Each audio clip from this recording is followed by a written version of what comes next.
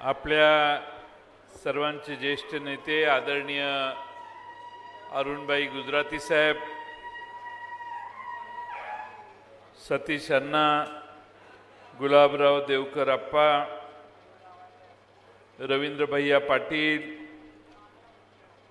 श्रीराम पाटील, प्रदेश राष्ट्रवादी महिलाच्या अध्यक्षा रोहिणीताई खडसे, अरुण पाटील माजी आमदार, राजीव देशमुख, साहेबराव पाटील, पंडित कांबळे आपल्या प्रदेशचे सामाजिक न्याय विभागाचे प्रमुख, या निमित्तानं उपस्थित असणारे शेखर माने, प्रसंजित पाटील, तिलोत्तमाताई पाटील, उमेश पाटील, गोपाळ दर्जी, वंदनाताई चौधरी आपल्या महिलांच्या अध्यक्षा, युवकांचे जिल्हाध्यक्ष उमेश पाटील, वाल्मिक पाटील, एजाज मलिक, अशोक लाडवंजारी, शहराचे अध्यक्ष अशोक पाटील, सोपान पाटील, युवक शहराध्यक्ष रिंकू चौधरी, गौरव वाणी, रमेश पाटील, नावांची यादी फार मोठी आहे त्यामुळं मी त्यात वेळ न घालवता सर्वच यातनं राहिलेले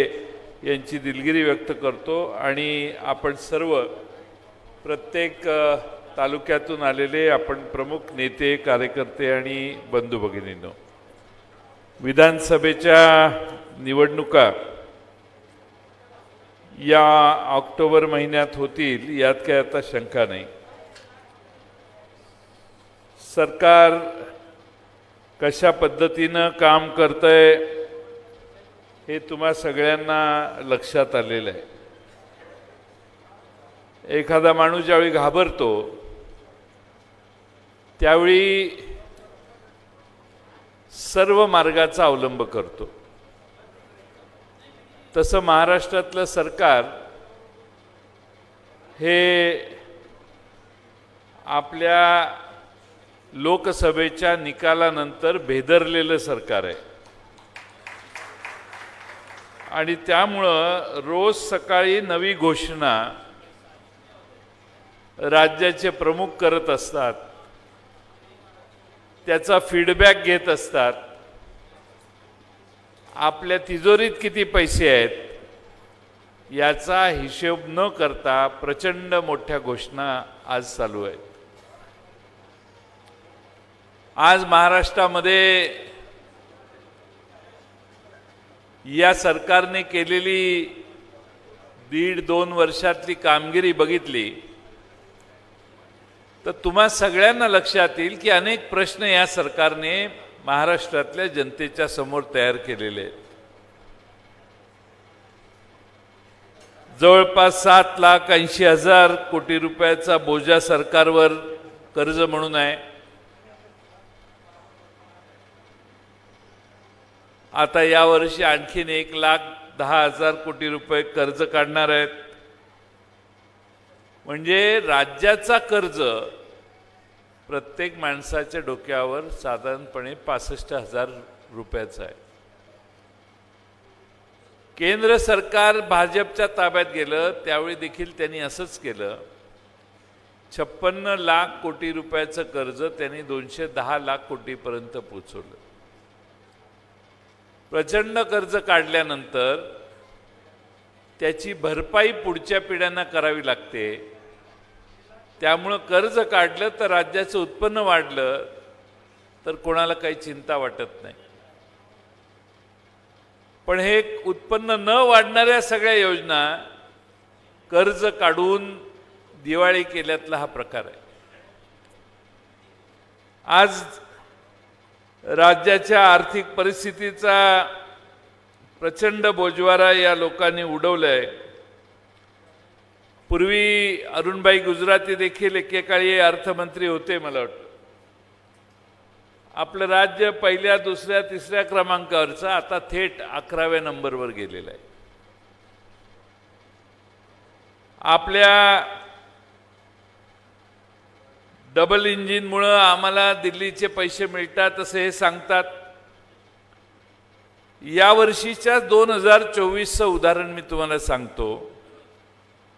केंद्र सरकारकडून यांना फक्त 60,000 कोटी रुपये मिळाले आणि उत्तर प्रदेशला 1,83,000 कोटी रुपये मिळाले.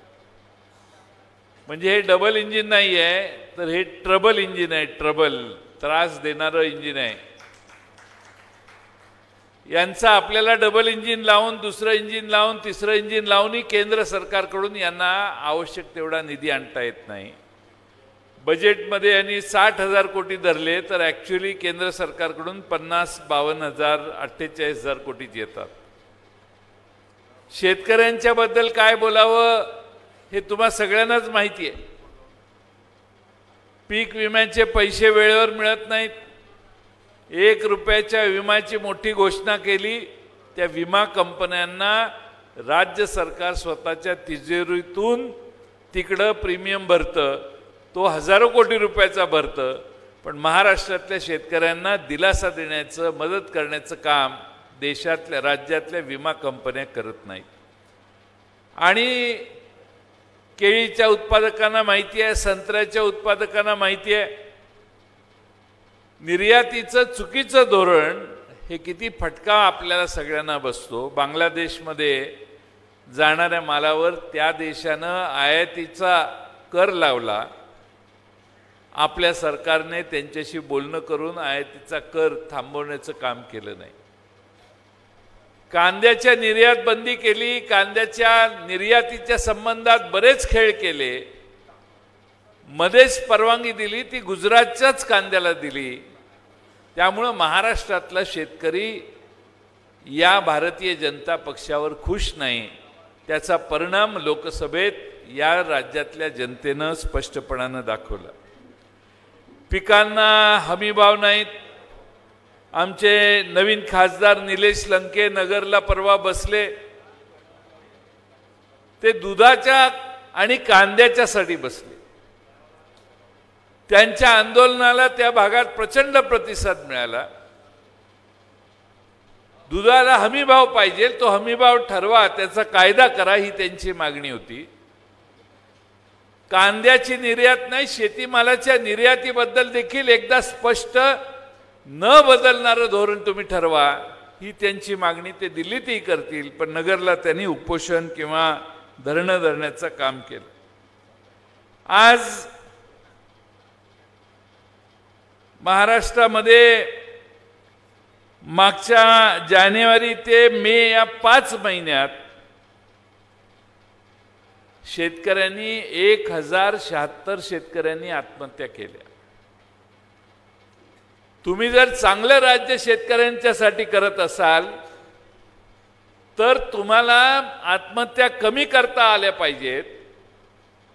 मुख्यमंत्री झाल्यावर या राज्याच्या मुख्यमंत्र्यांनी मोठी घोषणा केली, पण प्रचंड मोठ्या प्रमाणात आजही महाराष्ट्रातला शेतकरी निराश होऊन आत्महत्या करतोय. बेरोजगारांच्या बद्दलही मी तुम्हाला जास्त सांगायची आवश्यकता नाही. आता बेरोजगारीचा महाराष्ट्रातला दर 9%वरून 11%वर गेलेला. काल परवा एअर इंडियाने का काहीतरी 2500 लोकांना घ्यायची जाहिरात काढली. मुंबईच्या एअरपोर्टच्या जवळ 25-30 हजार लोक एकमेकाच्या अंगावरून पुढे जायला लागली. गुजरातमध्ये देखील बेरोजगारांचा दर काही कमी नाही. या देशातल्या मोदी सरकारला, या देशातल्या उद्योजकांना गुंतवणूक आणण्यासाठी आणि उद्योजकांना प्रोत्साहन देण्यासाठी या सरकारला अपयश आलंय. देशात ज्या वेगानं कारखानदारी वाढवण्याची आवश्यकता होती ती वाढवली नाही. हाताला काम मिळत नाही, म्हणून आज देशामध्ये बेकारीचा उच्चांक या भाजपच्या धोरणामुळं देशभर आज पडायला लागलाय.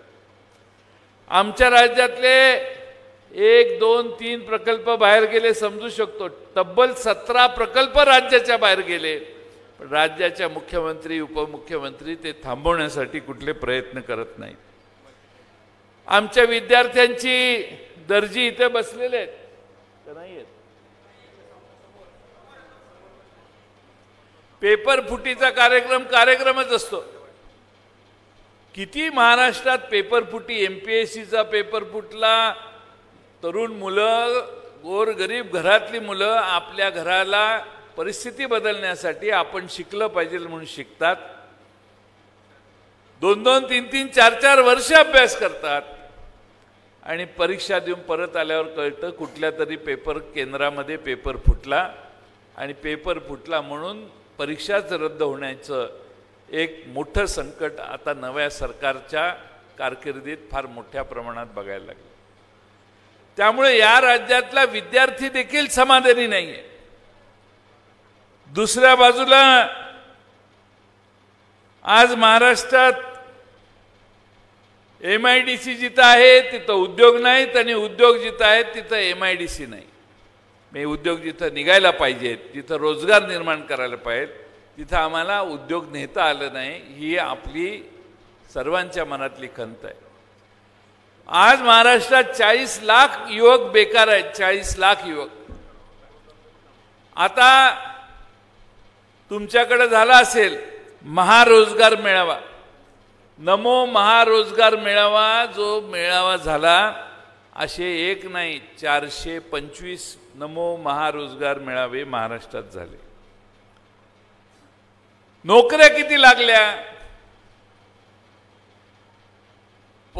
सगळे मिळून 25,000. म्हणजे प्रत्येक नमो रोजगार योजनेत 60 मुलांना, सतीश यांना नोकऱ्या लागल्या असतील. घोषणा मोठ्या होतात पण मुलांना नोकऱ्या लागत नाहीत. कारण या महाराष्ट्रात गुंतवणुकीला सोयीचं खत पाणी घालेलं असं वातावरण यांना ठेवता आलं नाही. म्हणून आमच्या महाराष्ट्रातली गुंतवणूक ही आज मित्रांनो कमी झाली, याची नोंद आपण घ्यावी. अलीकडे एक नवीन महाराष्ट्रातल्या सगळ्यांना माहिती आहे पण कोण बोलत नाही असा विषय आहे, तो म्हणजे भ्रष्टाचाराचा. किती भ्रष्टाचार असावा याला आता सुमार राहिलेला नाही. आता अलीकडे एक नारा सुरू झालेला आहे, भ्रष्टाचारांनी दिलेला नारा आहे की तुरुंगापेक्षा भाजप बरा. तुरुंगात जाण्यापेक्षा भारतीय जनता पक्षात गेलं तर सगळी दुरुस्ती होते, लफडं लागत नाही, मागं भोंगे लागत नाहीत. आज आमच्या महाराष्ट्रातल्या 25 नेत्यांच्या मागं भ्रष्टाचाराचे आरोप तुम्हीच केले. त्या 25 जणांच्या पैकी 23 जणांच्या चौकशा थांबलेल्या आहेत. का तर ते तिकडे गेले म्हणून. म्हणजे 25 जणांच्या मागं तुम्हीच आरोप केले आणि 23 नेत्यांच्या वरच्या आरोपांची पुढे काहीच चर्चा तुम्ही करत नाही. म्हणजे महाराष्ट्रातली जनता काही दूधखुळी आहे का? आणि म्हणून या सगळ्यांनी नेमका भ्रष्टाचार केला होता का? केला असेल तर कितीचा केला? त्यांना तुम्ही भीती दाखवलेली का? आणि भीती दाखवली असेल तर मग भिवून ते तुमच्याकडे आले का? या सगळ्यांचे खुलासे यांना करता येणार नाहीत. पण महाराष्ट्रातली जनता येत्या निवडणुकीत या सगळ्यांचा खुलासा आपल्या सर्वांच्या समोर करेल असं माझा विश्वास आहे.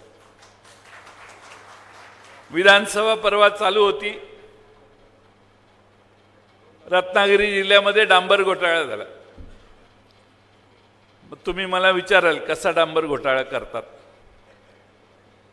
MIDCतलं काम, नगरपालिकेतलं काम, PWDचं काम, जिथं जिथं रस्त्याची कामं असतील तिथं डांबर वापरावं लागतं. HPC कंपनी किंवा जी काही डांबर सप्लाय करणारी कंपनी आहे त्यांचं बिल प्रत्येक कामात दाखवावं लागतं. बाबा मी हे 10 बॅरल वापरले, हे 50 बॅरल वापरले, त्याची बिल असतात. एकच बिल सगळ्यांकडे फिरवलेलं आहे. MIDCत पण तेच बिल दिलं, PWD मध्ये पण तेच बिल दिलं, नगरपालिकेतल्या रस्त्याला पण तेच. कारण ठराविक लोकांनाच कॉन्ट्रॅक्ट द्यायची व्यवस्था त्या जिल्ह्यात आहे आणि सगळ्याच जिल्ह्यात आता हळूहळू झालेली. त्यामुळे एक प्रचंड मोठा डांबर घोटाळा. एक मेगा इंजिनिअरिंग नावाची कंपनी आहे सातारा जिल्ह्यात. तुम्ही जरा जमीन खरडली तरी तुमच्यावर उत्खननाचे तक्रारी होतात आणि तुम्हाला दंड बसतो. त्या कंपनीला 105 कोटी रुपयाचा दंड तहसीलदारांनी आणि सगळ्यांनी बसवला. कारण त्यांनी रस्ता करायचा होता तर सगळं उत्खनन बेकायदेशीर जे केलं त्याच्यावर त्यांना दंड बसला. कुठून जादू फिरली माहीत नाही, काडी फिरली जादूची.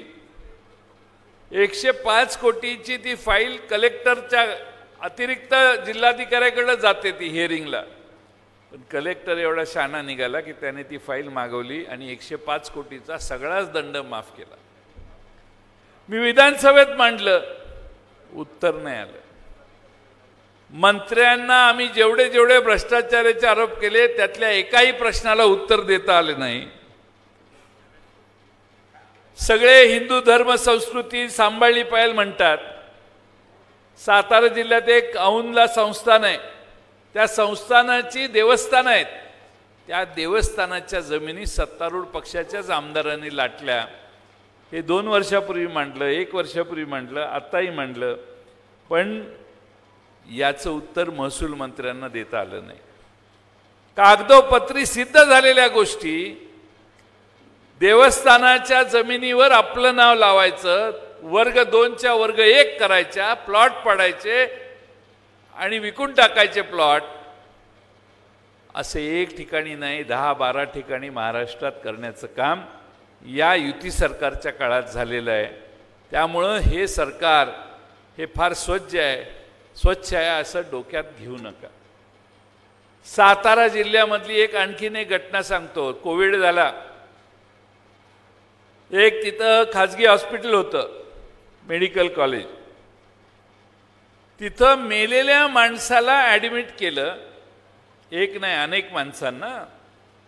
ते ॲडमिट या तारखेला झाले, तो मरून 8 दिवस झालेले आहेत, पण नंतर तो ॲडमिट झाला. ॲडमिट झाल्यावर त्याच्यावर 10-12 दिवस काही उपचार झाले.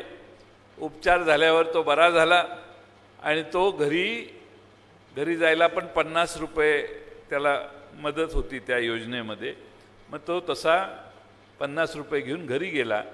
असं कागदोपत्री रेकॉर्ड लावून 50-60 कोटी रुपये राज्य सरकारच्या तिजोरीतून तिथल्या एका भारतीय जनता पक्षाच्या आमदारांनी काढलेले. हे आम्ही विधानसभेत मांडलेलं आहे, पण त्या खात्याच्या मंत्र्याला ह्याच्यावर उत्तर द्यायचं नव्हतं म्हणून हा विषय सोडून बाकीच्या सगळ्या विषयावर उत्तर दिली. नागपूरमध्ये मेट्रो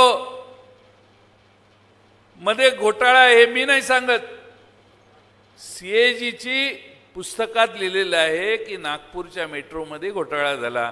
750-800 कोटी रुपये काही वेगळ्या 2-3 वेगळ्या विषयावर झाला. आता तुम्हाला माहिती आहे का नाही माहीत नाही, MSIDCL नावाची एक कंपनी सरकारने स्थापन केली आहे. हे एखादा रस्ता मंजूर झाला तर आपण PWD कडे कॉन्ट्रॅक्ट करायचा अधिकार देतो. आता यांनी PWDलाही बाजूला ठेवले. यांनी या कंपनीला काम करायला सांगितले. त्या कंपनीत एकच माणूस काम करतो, प्रमुख आणि 1-2-3 जण असतील. महाराष्ट्रातल्या अमळनेर तालुक्यातलं काम असेल तर अमळनेर तालुक्यातल्या कामाचं टेंडर निघालं तर तिथल्या आमदाराने फोन करून सांगेल त्यालाच ते काम मिळतं. मग तिथल्या अधिकाऱ्यांना 3-4% आणि हा जो फोन येतो लोकप्रतिनिधी म्हणून जो सांगतो अमक्याला नाही अमक्याला द्या, तो तिकडं किती गोळा करत असेल हा त्याचा विषय. आणि म्हणून माझी आपणा सगळ्यांना विनंती आहे की हे सरकार महाराष्ट्रामध्ये प्रचंड भ्रष्टाचार या मागच्या 1.5-2 वर्षात झालेला आहे. माझी तुम्हा सगळ्यांना विनंती आहे की हे सगळे मुद्दे, आणखीन बरेच मुद्दे आहेत, हे लोकांना जाऊन सांगण्याची गरज आपण सगळ्यांनी आहे. आणि आपण पहिल्या नंबरला जर यायचं असेल तर आपण आपलं राज्य आल्यावर काय करायचं यासाठी आम्ही सगळ्यांनी काल परवा एक विषय मांडलेला आहे. महायुती सरकारचे काळे कारनामे हे एक पुस्तक आता आम्ही प्रसिद्ध केलेलं आहे. त्या पुस्तकाचं वाटप, येथील पुस्तक आता सगळीकडं वाटप करा. लोकांना छोट्या छोट्या बैठकात ते पुस्तक वाचून दाखवा. लोकांच्या लक्षात येईल की कसे घोटाळे मागच्या 1.5-2 वर्षात त्यांनी केलेले आहेत. आणि मग ही परिस्थिती जर असेल तर विद्यार्थ्यापासून वृद्ध लोकांच्या समोर या महाराष्ट्रात आपल्याला ह्या सगळ्या समस्या आहेत. हे सरकार बदलायची महाराष्ट्रातल्या जनतेची मानसिकता आहे, याच्यात माझ्या मनात काही शंका नाही. म्हणून आम्ही एक नवी योजना, नवा प्रस्ताव केलेला आहे. राष्ट्रवादी जाहीरनामा तयार करणार आहे. जाहीरनामा करण्याच्या आधी एक स्पर्धा काल परवा आम्ही मुंबईमध्ये घोषित केली. माझ्या स्वप्नातील महाराष्ट्र. माझ्या स्वप्नातील महाराष्ट्र हे एक अभियान आपला पक्ष राबवतोय. यामध्ये सगळ्यांना सहभागी करून घ्या. विद्यार्थी वक्तृत्व स्पर्धेत माझ्या स्वप्नातला महाराष्ट्र सांगू शकतील, निबंध ते काय ते इंस्टाग्रामवर सांगू शकतील, फेसबुकवर वेगळे योजनाच आहे ती मोठी. उत्तमात उत्तम कल्पना आणि तुम्हाला काय वाटतं की हे महाराष्ट्रात काय असलं पाहिजे हे 15 ऑगस्टपर्यंत आम्ही सगळ्यांना विचारतोय. तुम्ही देखील त्यात सहभागी व्हा.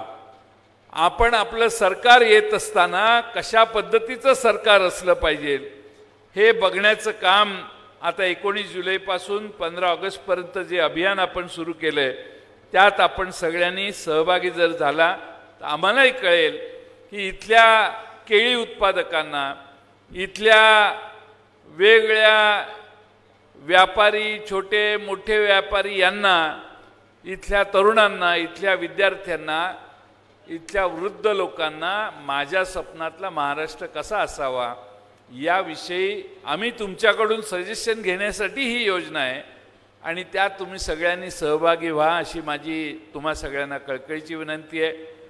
आज इथे येण्याचं कारण असं की लोकसभेच्या निवडणुका झाल्या. लोकसभेत मी ज्यावेळी अर्ज भरायला आलेलो त्यावेळी श्रीराम पाटलांचा आणि आपल्या करण पवारांचा अर्ज आपण भरला. त्यावेळी 42-43 डिग्री सेंटीग्रेड तापमान होतं. एवढ्या तापमानात प्रचंड गर्दी रस्त्यावर होती. म्हणजे आज जायला जागा नव्हती एवढी गर्दी अर्ज भरण्याच्या दिवशी झाली. मला वाटलं आपलं काम जमलं आणि त्यामुळं आम्ही निश्चिंत होतो की या दोन्ही जागा महाविकास आघाडीच्या निवडून येतील. तुम्ही सगळ्यांनी तुमच्या परीने प्रयत्न केले. पण महाराष्ट्रात सर्व ठिकाणी विजय झाला. पण दुर्दैवाने आपला जिल्हा पूर्णपणाने आपल्या दोन्ही जागा आपल्या पराभूत झाल्या. हे आम्हालाही थोडंसं मनाला लागलं. राष्ट्रवादीने मोजून बरोबर 10 जागा घेतलेल्या. आपण 14 जागा घेणार होतो पण काँग्रेस आणि शिवसेना यांना ॲकोमोडेट करण्यासाठी काही जागा सोडल्या आपण. पण 10 जागा लढवत असताना कुणालाही वाटलं नव्हतं की यांच्या 4 आणि 3 पेक्षा जास्त यायच्या. मी तर सांगायचो 4 पेक्षा जास्त सगळे असताना 4, सगळे गेल्यावर 4चे 5 झाले तरी मी समाधान आहे. पण जसा मी फिरायला लागलो त्यावेळी माझा अंदाज लक्षात आला की 7 जागा येतील, 8 जागा येतील. आमच्या महाराष्ट्रातल्या जनतेनं जवळपास 9 ठिकाणी फार चांगलं मतदान राष्ट्रवादीला केलं. 9वी जागा पिपाणी आणि तुतारी या गडबडीत गेली. 37,000 मतं पिपाणीला मिळाली आणि 34,000 काही मतं ही मताने आमचा उमेदवार पराभूत झाला. बाकीची कारणं आहेत. या निवडणुकात प्रचंड महापूर पैशाचा आम्ही बघितलं. म्हणजे एवढा प्रचंड महापूर पैशाचा आला की अनेक मतदारसंघ असे आहेत की ज्या ठिकाणी सकाळी 6-7 वाजताच 500 रुपये, 1000 रुपये पेमेंट मतदानाच्या दिवशी होत होतं. महाराष्ट्रामध्ये निवडणूक आयोग काय करतो? निवडणूक आयोग याकडे लक्ष का देत नाही? या पद्धतीनं एक TN सेशन म्हणून निवडणूक आयोग होते, आयुक्त होते. ते इतकं उत्तम काम त्यांचं होतं की त्यांनी सगळी यंत्रणा टाईट केलेली होती. एक माणूस इकडचा तिकडं होत नव्हता. पण आता निवडणूक आयोगाचं काम कसं आहे हे मी तुम्हाला सांगायची गरज नाही. आणि त्यामुळं हे एक विशेष सायकल आहे. पैसे कमवायचे, पैसे वाटायचे, निवडून यायचं, परत पैसे कमवायचे, पैसे वाटायचे, परत निवडून यायचं. ही महाराष्ट्रातली शृंखला मोडायचं काम आपण सगळ्यांनी केलं पाहिजे. आज महाराष्ट्रामध्ये शिवसेनेसारखा पक्ष फोडण्यात आला. राष्ट्रवादी काँग्रेस पक्षासारखा आपला पक्ष यांनी फोडला. याचं प्रायश्चित्त या महाराष्ट्रातल्या विधानसभेत आपल्याला यांना द्यायचं. याचं प्रायश्चित्त देत असताना आपणा सर्वांना माझी विनंती आहे, तुम्हा सगळ्यांना आज मी गटागटाने प्रत्येक विधानसभा मतदारसंघ वाईज थोड्या वेळाने भेटणार आहे, पण तुम्ही सगळ्यांनी घासून पुसून काम केलं पाहिजे. आपल्या मनासारखा उमेदवार असो अगर नसो, शेवटी तिकीट एकच आहे प्रत्येक मतदारसंघात. त्यामुळे जो जास्त लोकप्रिय त्याला तिकीट देण्याचं काम आपण करू, पण त्यावेळी आपण सगळ्यांनी पक्ष म्हणून काम करणं आवश्यक आहे. आज काही लोकांनी पक्षामध्ये प्रवेश केला, त्या सर्व मान्यवर नेत्यांचं, कार्यकर्त्यांचं आणि आमच्या गानकोकिला लांडगेताईंचं मी मनपूर्वक स्वागत करतो. एवढा सुंदर आवाज तुमचा आहे की इतकी उशीर आपली भेट कशी काय झाली. तुम्हाला यापूर्वीच्याही कार्यक्रमात आम्ही बोलवून गायला लावलं असतं. एवढा स्वागतगीती अतिशय तुम्ही सुंदर म्हणू शकाल. त्यामुळं आपण आज तिलोत्तमाताईंनी त्यांना आग्रहानं या ठिकाणी बोलवलं. तुम्ही आमच्या पक्षाचा स्वीकार केला, पक्षात आला, तुमचं स्वागत करतो. बरेचसे अमळनेर शहरातले आमचे नेते, तरुण युवा नेते आमच्या पक्षात आले, त्यांचं मी स्वागत करतो. परत आमच्या देवकर आप्पांच्या मतदारसंघातले अनेक मान्यवर नेते, तरुण कार्यकर्ते पक्षात आले, त्यांचंही स्वागत करतो. पक्षात आपल्या सर्वांचं स्वागत करताना येणाऱ्या महाराष्ट्रातल्या निवडणुका या आपण ठामपणाने लढवल्या पाहिजेत. विधानसभेत लोकसभेसारखंच होईल असं समजू नका. लोकसभेत इथं आपला पराभव झाला, पण पराभवातनं आपलं शहाणपण वाढेल आणि आपण विधानसभा अतिशय ताकदीनं लढवू शकू असा मला विश्वास आहे. श्रीराम पाटील हे राजकारणात पूर्ण नवखे आहेत, त्यामुळं नवा चेहरा, पारदर्शी चेहरा द्यायचा म्हणून श्रीराम पाटलांना सगळ्यांनी मान्यता दिली. श्रीराम पाटील उभे राहिले. श्रीराम पाटलांनी जमेल तेवढा प्रचार केला, सर्व ठिकाणी जाण्याचं काम केलं. ठीक आहे, अपयश ही श्रीराम पाटील यशाची पहिली पायरी असते. त्यामुळं तुमच्या या पहिल्या टप्प्यात अपयश जरी आलं तरी तुम्ही चिकाटीनं राष्ट्रवादीचं काम करून हा पक्ष या जिल्ह्यात वाढवण्याचं काम कराल असा विश्वास मी बाळगतो. आज आपण सर्वजण या ठिकाणी उपस्थित राहिलात. अलीकडे एक विशाळगडला घटना घडली. विशाळगडला अतिक्रमण होतं, हिंदूंचं होतं, मुस्लिमांचं देखील होतं. ते दूर करण्यासाठी प्रयत्न झाले, काहींनी स्टे घेतला होता. विशाळगड हा फार प्रचंड पाऊस पडणारा भाग, बराचसा काळ धुक्यातच असतो पावसाळ्यात विशाळगड. त्या ठिकाणी पावसाच्या आधी अतिक्रमण काढायला पाहिजे होतं किंवा नंतर काढायला पाहिजे होतं. काही लोकांनी विशाळगडावर चाल केली, पोलिसांनी रोखलं असेल, परत आले आणि परत येताना विशाळगडापासून 2-3 किलोमीटर अलीकडं एक गाव होतं. त्या गावातल्या मुस्लिम वस्तीला टार्गेट करून त्यांची घरं उद्ध्वस्त करणं, त्यांची तिजोऱ्या फोडणं, तलवारीचा वापर, लाठ्या काठ्यांचा वापर करणं आणि तिथल्या लोकांना मारहाण करणं, अतिशय गंभीर घटना, अतिशय गंभीर कृती त्या ठिकाणी झाली. आम्ही त्याचा निषेध केला.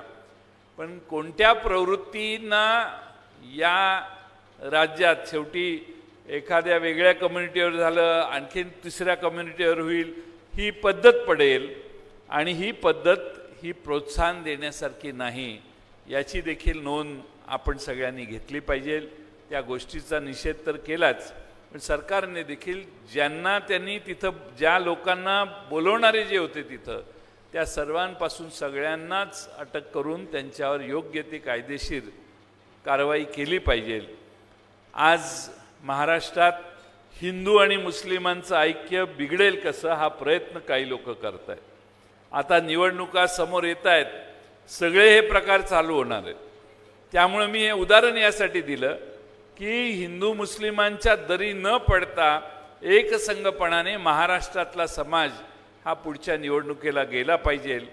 जाणीवपूर्वक आपलं महाराष्ट्रात 31 जागा भाजपच्या आणि शिवसेनेच्या पडल्या, त्यांच्या युतीच्या. 31 जागांवर पराभव झाल्यावर आता काही ना काही दुसरी काहीतरी जगलरी केली पाहिजे, त्याशिवाय आपण निवडून येत नाही. म्हणून सगळे पर्याय आहेत ते करतायत. सगळं काही आहे ते लाडक्या खुर्चीसाठी आहे. लाडकं लाडकं जे सगळं चाललेलं आहे ना, ते अरुणभाई लाडकं सगळं लाडक्या खुर्चीसाठी चाललेलं आहे. तुम्ही म्हणाल ते द्यायला आज तयार आहेत. चंद्र मागितला तर ते चंद्रही आणतो म्हणतील.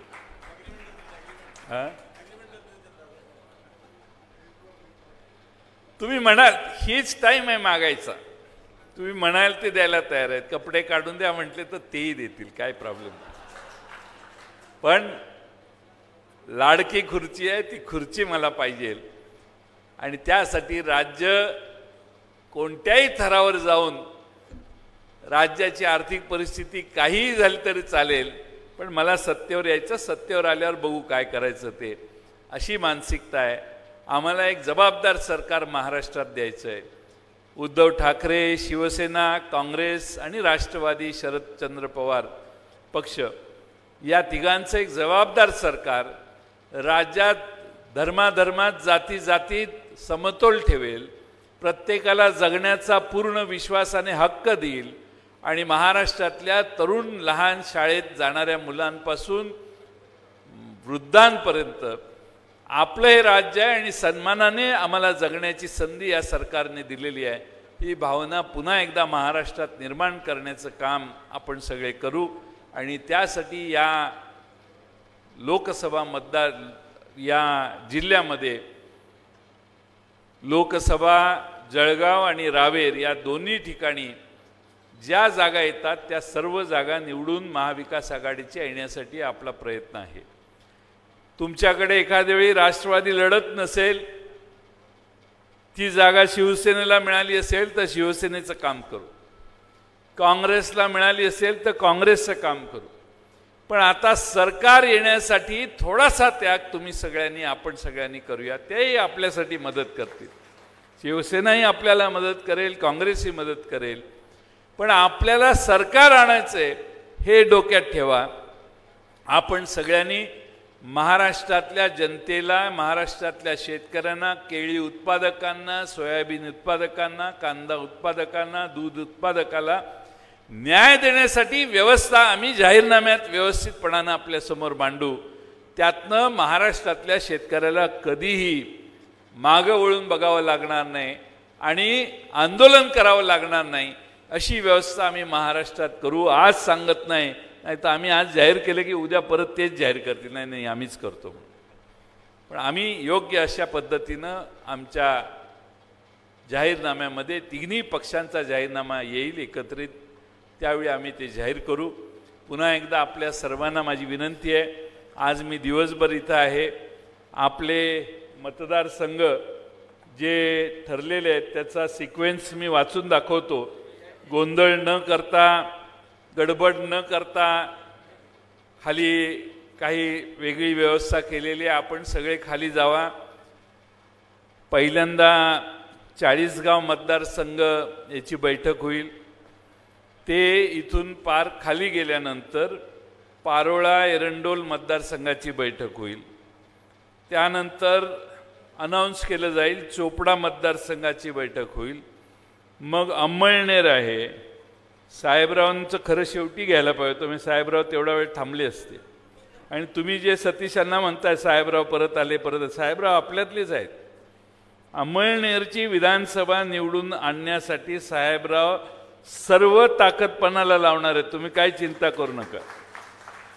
त्यामुळं साहेबरावांची आणि माझी मैत्री फार वर्षाची आहे. त्यामुळं साहेबराव नक्की योग्य ते काम करतील. आपल्याला आपल्या पक्षात निश्चितपणानं ते आले आणि आज तुम्हाला मार्गदर्शन केलं या सभेला, त्याबद्दल त्यांचंही मी विशेष आभार मानतो. त्यानंतर मुक्ताईनगर होईल, जळगाव ग्रामीण होईल, जामनेर